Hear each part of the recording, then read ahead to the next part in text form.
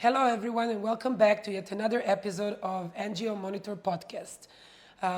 Just a kind reminder for those that might not know, we are a Jerusalem-based research organization doing quite a simple but very important thing nowadays, defending Israel's right to exist within the human rights space. A very, very special honor today to be here with my dear friend and an absolute authority, the ambassador of Czech Republic to Israel, Veronika Kuchyňová. Thank you very much for joining us. Thank you, Olga, for inviting me. And this is her last day before leaving Tel Aviv on vacation, so special thanks for taking the time to be with us today. Thank you. So let me start you off with, let's just dive straight into it. Everyone knows Czech Republic is probably the best friend of Israel in Europe right now. There's no question about that. And that is a historical thing. It's not a new thing. Just a few days ago, the Czech foreign minister was here in Israel with a special business delegation, had a series of meetings, including with Gideon Sa'ar, Israel's foreign minister. But what was particularly interesting is that he chose to be here instead of attending a meeting in Brussels with foreign ministers of other EU member states. How should we read into this? Is it a special statement of where Czech Republic thinks the priorities should be? What do you make of it?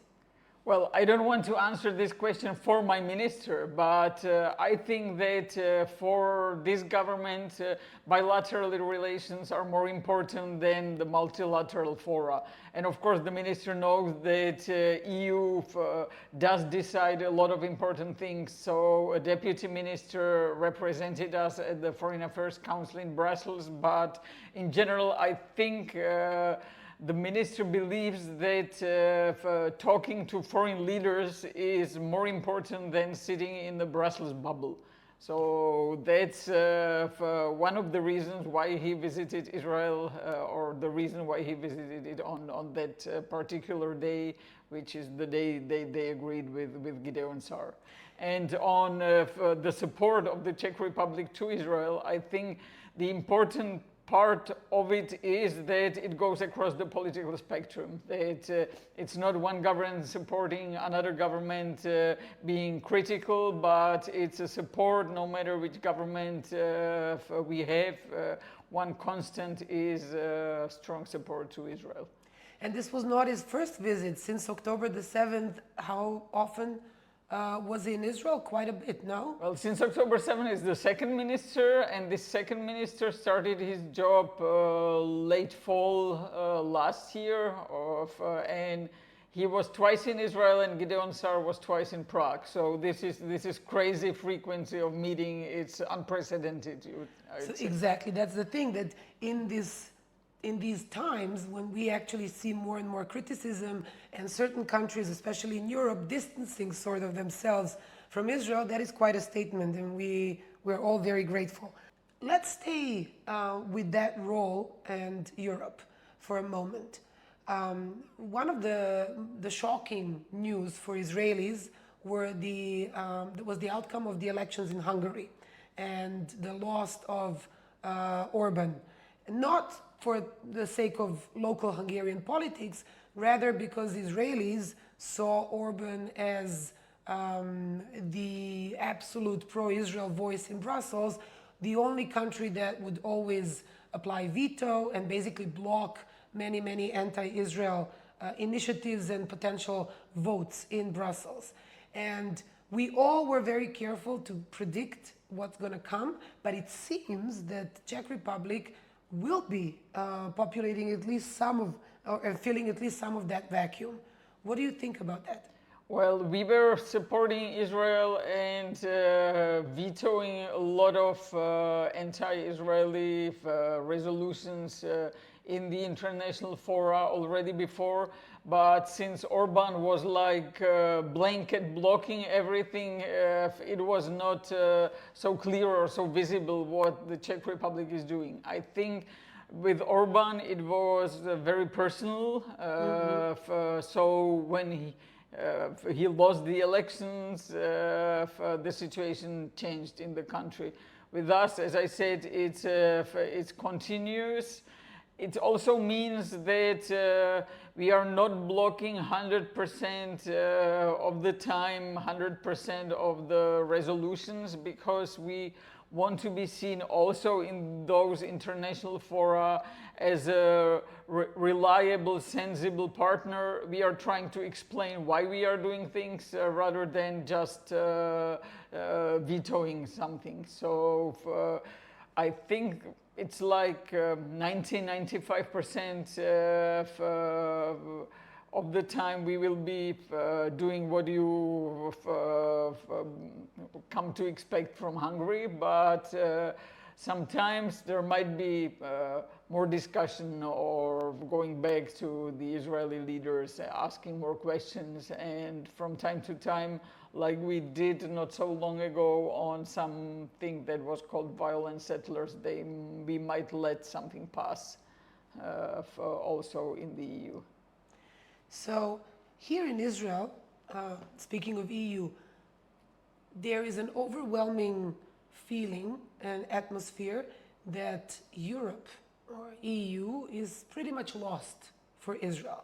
A lot of the Israelis will say the politics, the official politics is so anti-Israel and so critical of Israel, and this is sort of skyrocketed after October the 7th, when most Israelis actually expected support, emotional, political, and otherwise, but more than support, an unequivocal statement that, you know, what happened on October the 7th, that the Israelis were the victims. Do you think all is lost in Brussels? How does that play into the official Czech line, not only vis-a-vis Israel? And in that context, and I know it's a big question, where do you see, what role could EU actually and should play here in the Middle East, given everything that is going on? Well, first, I hope that not everything is lost with Europe, and that Europe will more or less come to its senses sooner or later.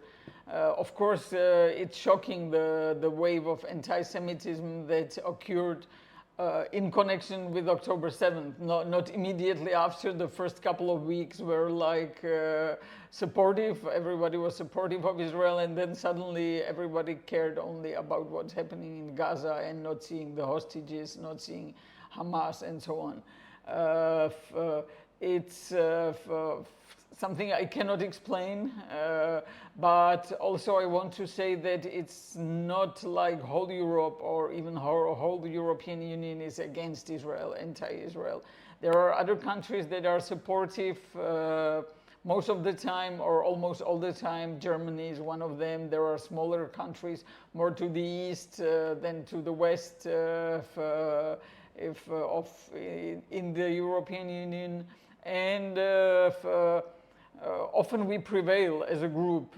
For example, no sanctions, no economic sanctions, no suspension of association agreement with Israel was ever agreed, although the group of countries that would like to see it were pushing really hard.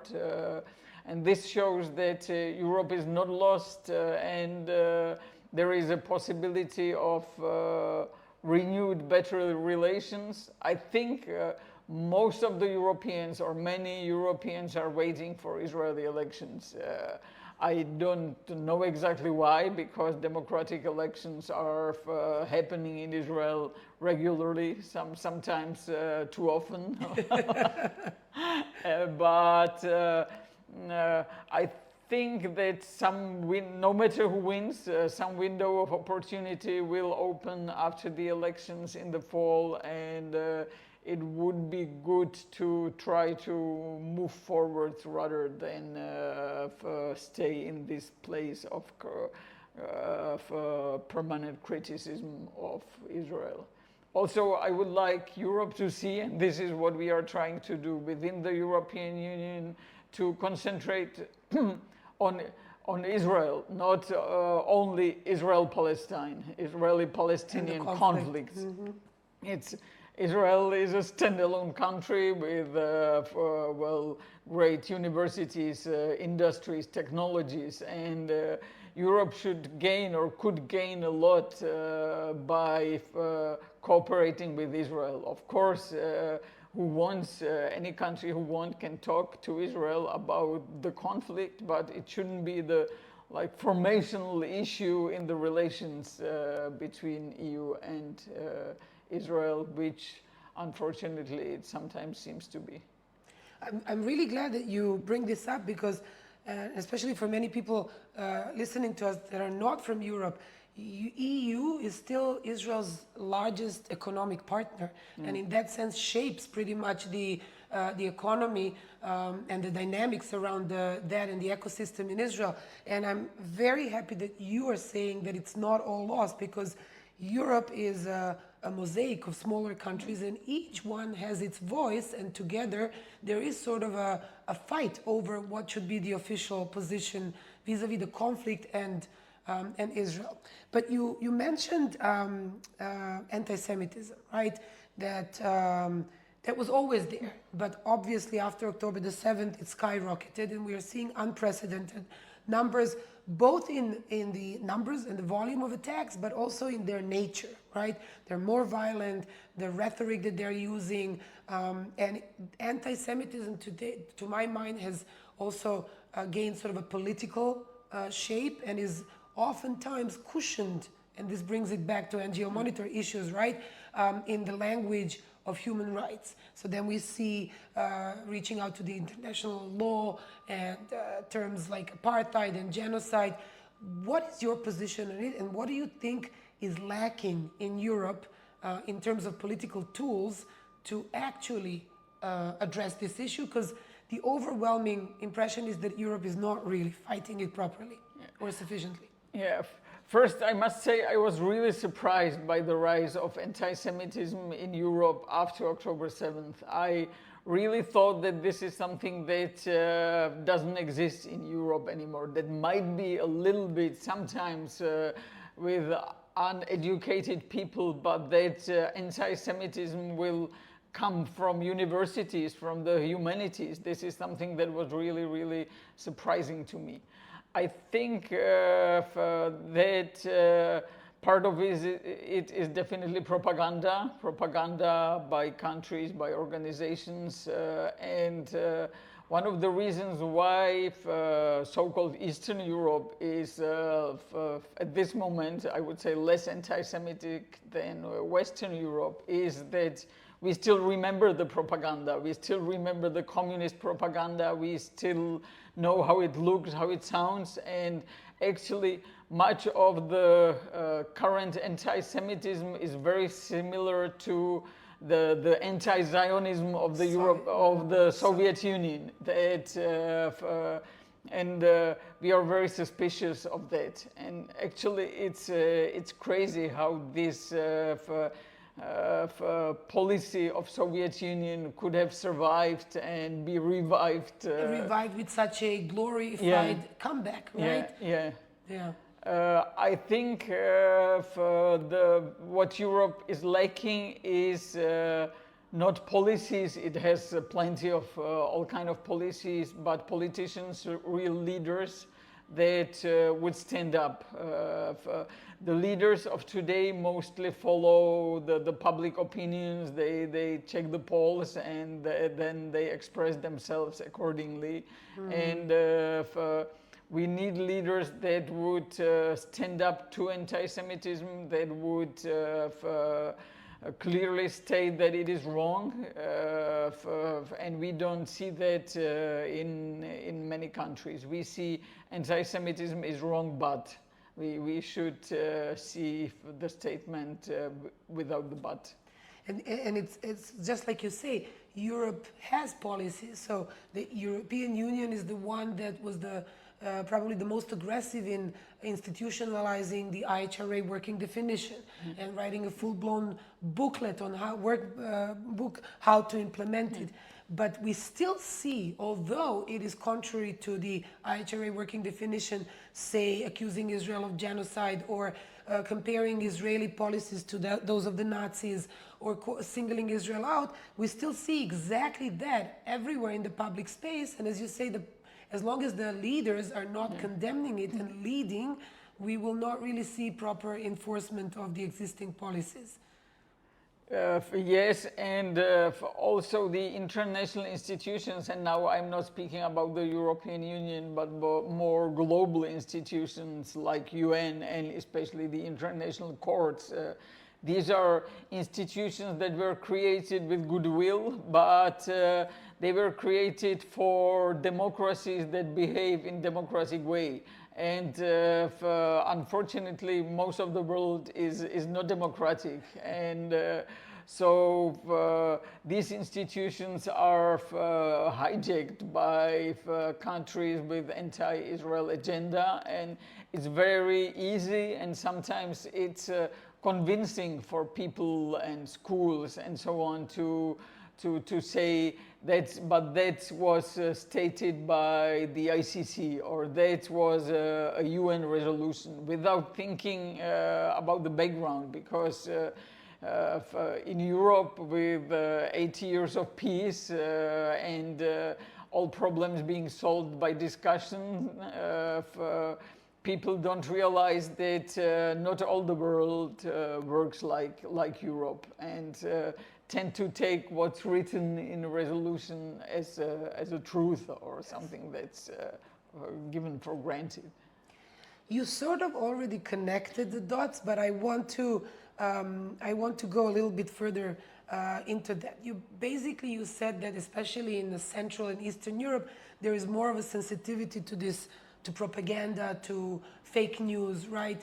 To informational wars, and you connected it already to anti-Semitism.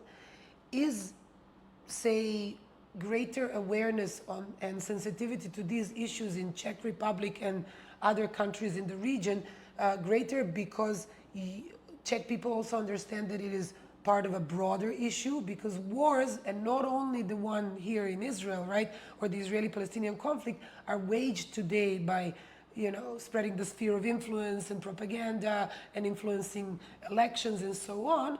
Or do you think that anti-Semitism is a unique phenomenon in that sense?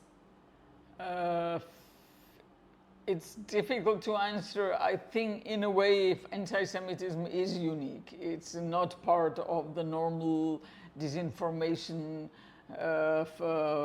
network or the way the disinformation campaigns work, although it can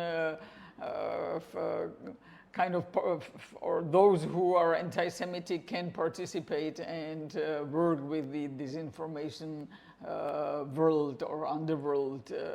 But anti-Semitism, unfortunately, and for no reason that are clear to me, has existed in Europe for centuries. And every time when you think that it's kind of dead, that we got rid of it, it appears again with renewed strength. So it's very difficult to know where does it come from. And because we're running out of time, unfortunately, we could do this forever, but I want to make it a little bit more personal for you. You started your term in Tel Aviv actually exactly, like 2 weeks, 3 weeks before October the 7th, yes. Which makes it a very unique period of time. I assume more dynamic than would normally be the case, more dramatic also, everything more intense. But how would you describe your now 3 years in Tel Aviv, and how do you summarize them now as we are approaching also the anniversary, the third anniversary of October the 7th? Yeah. First, of course, when I came in September 23 to Israel as new Czech ambassador, I had many plans, and most of the plans had to be changed because of the war. And I have been to Israel many times before I came as an ambassador, so I thought I knew the country, and I felt pretty much at home. But what really surprised me after October 7th was the Israeli resilience and the strength of Israeli civil society, the way especially in the first weeks, the way people organized, the way people tried to help, that was amazing, and the resilience, it's still here after 3 years of the war. I think that people are a bit wary, but still see the reasons and still are ready. No, I don't want to say to fight, because nobody wants to fight, but to resist the